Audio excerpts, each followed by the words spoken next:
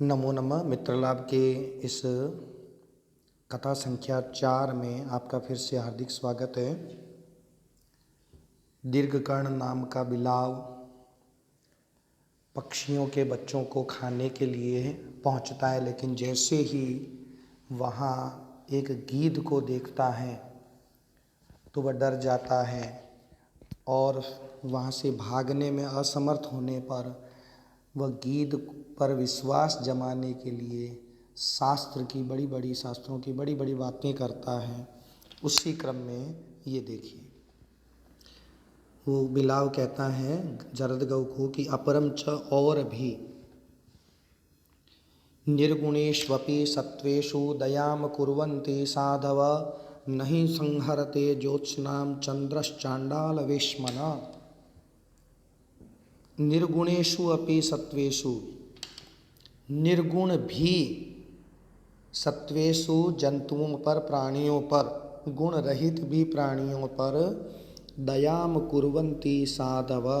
साधव साधु शब्द का बहुवचन है कि सज्जन लोग दयाम कुर्वन्ति दया करते हैं। एक दृष्टांत से बताते हैं कि नहीं संहरते ज्योत्स्नाम चंद्रश्चांडाल वेश्मन, कि जैसे चंद्रमा चांडाल वेश्मन, चांडाल के वेश्म से, चांडाल के घर से ज्योत्सनाम, ज्योत्सना को, चांदनी को नहीं सहरते, नहीं समेटता है, क्योंकि चंद्रमा सज्जन है, उसके लिए सभी प्राणी समान हैं। तो कहने का तात्पर्य वह उस पर विश्वास जमाने के लिए कहता है कि आप सज्जन हैं, यदि मैं गुणहीन भी हूँ तो मुझ पर दया ही करनी चाहिए आपको। फिर आगे बढ़ते हैं। अन्यच्च और भी, अतिथिर यस्य भग्नाशो ग्रहात् प्रतिनिवर्तते स तस्मै दुष्कृतं दत्वा पुण्यमादाय गच्छति। अन्यच्च और भी एक काम की बात उससे बताता है कि अतिथिर यस्य भग्नाशो ग्रहात् प्रतिनिवर्तते, कि यस्य ग्रहात्, जिसके घर से अतिथि है वो भग्नाश होकर के, निराश होकर के, भग्ना आशा यस्य स, जिसकी आशा भग्न हो गई हो, निराश होकर के प्रतिनिवर्तते, लौट जाता है, तो स वह अतिथि तस्मै, उसको दुष्कृतम दत्वा, अपने दुष्कृत दे करके, अपना पाप दे करके, और पुण्यमादाय गच्छति, और उसके पुण्य को आदाय लेकर के गच्छति, चला जाता है। इसलिए अतिथि को जो घर में आता है उसे कभी भी निराश नहीं करना चाहिए। अन्यच्च और भी, उत्तमस्यापि वर्णस्य नीचोपि गृहमागत पूजनीयो यथा योग्यम सर्वदेवमयो अतिथि। उत्तमस्यापि वर्णस्य, उत्तम भी वर्ण वाले, उत्तम वर्ण वाले भी व्यक्ति के गृहमागत, घर में आया हुआ, नीचो अपि, नीच व्यक्ति भी, यथा योग्यम पूजनीय, यथा योग्यम, यथोचित रीति से, पूजनीय, पूजना के योग्य होता है, अर्चना के योग्य होता है, सत्कार के योग्य होता है। सर्वदेव मयो अतिथि, क्योंकि कहा जाता है कि जो अतिथि होता है वो सर्वदेवमय होता है, समस्त देवताओं का स्वरूप होता है, उसमें सभी देवता निवास करते हैं।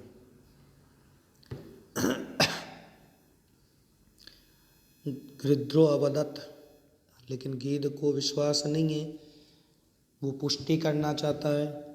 गृध्रो अवदत्, गीध बोला मार्जारोही मांस रुचि ही, क्योंकि मार्जार बिलाव मांस रुचि है होता है, मांस खाने की रुचि रखने वाला होता है। पक्षी शावकाश्च अत्र, च अत्र और यहाँ, पक्षी शावका निवसन्ति, पक्षियों के बच्चे रहते हैं। तेन इसलिए, अहम मैं, एवं ब्रवीमि ऐसा कह रहा हूँ। तच्छ्रुत्वा वह सुन करके, मार्जारो, वो बिलाव कितना नाटक करता है देखिए कि मार्जारो बिलाव भूमि स्पृष्टवा, जमीन को छू करके, कर्णौ स्पृशति, कानों को छूता है, जमीन को छू करके फिर कान छूता है ना, कि राम राम हे बाबा, ऐसा तो कोई बोलना ही नहीं चाहिए। और ब्रूतेच कहता है मया धर्मशास्त्रम श्रुत्वा, मैंने धर्मशास्त्र सुन करके, और वीतरागेण, राग रहित होकर के, वैराग्य धारण करके, इदम दुष्करम व्रतम, यह दुष्कर व्रत, बहुत कठोर व्रत, चांद्रायणम अद्यवसितम, चांद्रायण जो है उसको अद्यवसितम मैंने अपनाया है, मैंने चांद्रायण व्रत अपनाया है। फिर वो कहता है परस्परम, परस्पर यानी आपस में, विवदमानामपि, विवदमानानामपि, विवाद करने वाले भी, धर्मशास्त्राणाम, धर्मशास्त्रों का, अहिंसा परमो धर्म, इस पंक्ति पे, इस भाव पे कि अहिंसा ही परम धर्म है, इत्येक मत्यम, यह एक मत होता है। शास्त्रों में भले ही आपस में बहुत विवाद हो अलग अलग शास्त्रों में, लेकिन अहिंसा परमो धर्म, अहिंसा परम धर्म है। इति एक मत, इत्यत्र, इस विषय में एक मत्यम, एक राय है, एक मत है। सभी शास्त्र मानते हैं कि अहिंसा परम धर्म है। प्रिय विद्यार्थियों, यह जो वाक्य है अहिंसा परमो धर्म, यह महाभारत का वाक्य है और इसका हमने एक पार्ट ही अपनाया है। आगे महाभारत में कहा गया धर्म हिंसा तथैव च, अहिंसा परमो धर्म, धर्म हिंसा तथैव च, कि जैसे अहिंसा परम धर्म है, धर्म हिंसा तथैव च, धर्म की रक्षा के लिए की गई हिंसा भी तथैव च, वैसे ये यानी परम धर्म है। तो धर्म और राष्ट्र के लिए जो हिंसा की जाती है वो हिंसा नहीं होती है, वह परम धर्म माना गया है। अच्छा, अब आगे वह क्या कहता है, यतः, क्योंकि। अगले पृष्ठ में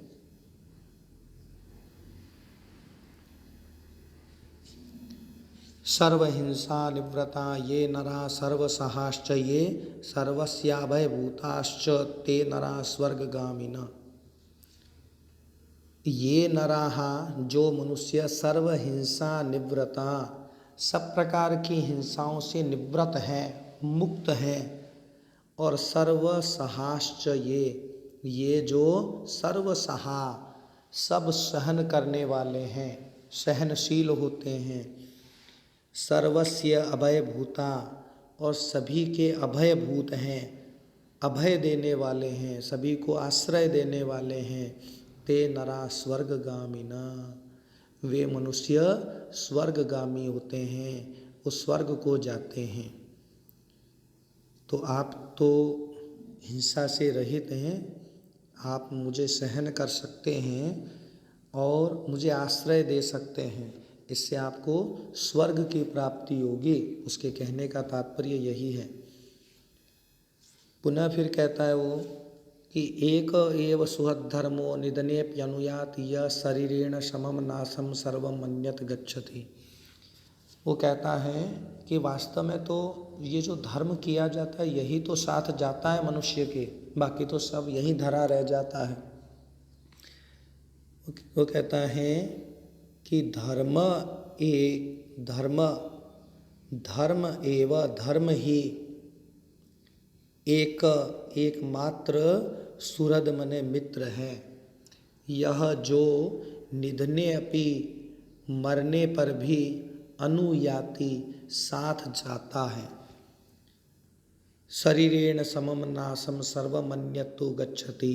अन्यत तू मने जबकि, अन्यत सर्वम अन्य सब कुछ, शरीरेण समम शरीर के साथ ही, नासम गच्छति नाश को प्राप्त हो जाता है, नष्ट हो जाता है।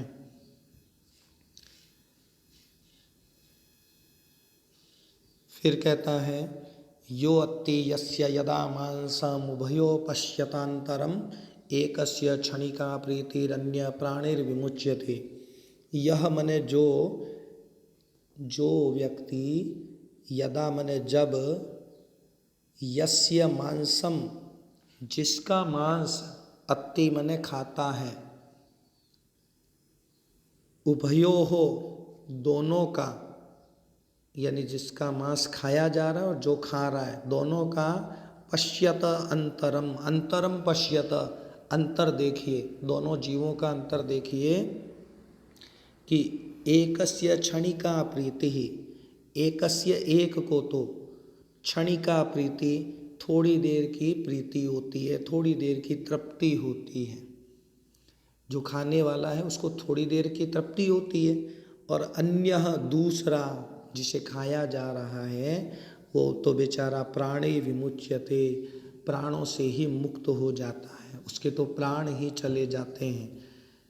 कहने का मतलब है कि मुझे इतनी बड़ी बात पता है, इसलिए मैं ऐसा नहीं करने वाला, क्योंकि यदि मैं मांस खाऊंगा पक्षियों का तो मुझे तो क्या फ़ायदा होगा, क्षण भर की तृप्ति होगी, लेकिन वो बेचारा तो प्राणों से ही मुक्त हो जाता है, प्राणों से ही रहित हो जाता है।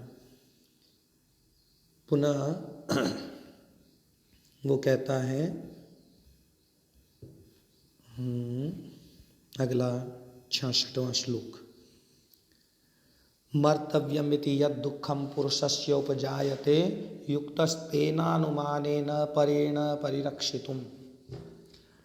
मर्तव्यम मरना है, एक दिन मरना ही होगा, इति इस प्रकार से, यद दुखम जो दुख, इस विचार से जो दुख, पुरुषस्य किसी व्यक्ति को, उपजायते मने उत्पन्न होता है, तेना अनुमानेन उसी का अनुमान करके, उसी भाव का अनुमान करके, परेण दूसरे के द्वारा किसी अन्य की, परिरक्षितुम युक्त रक्षा करना उचित होता है।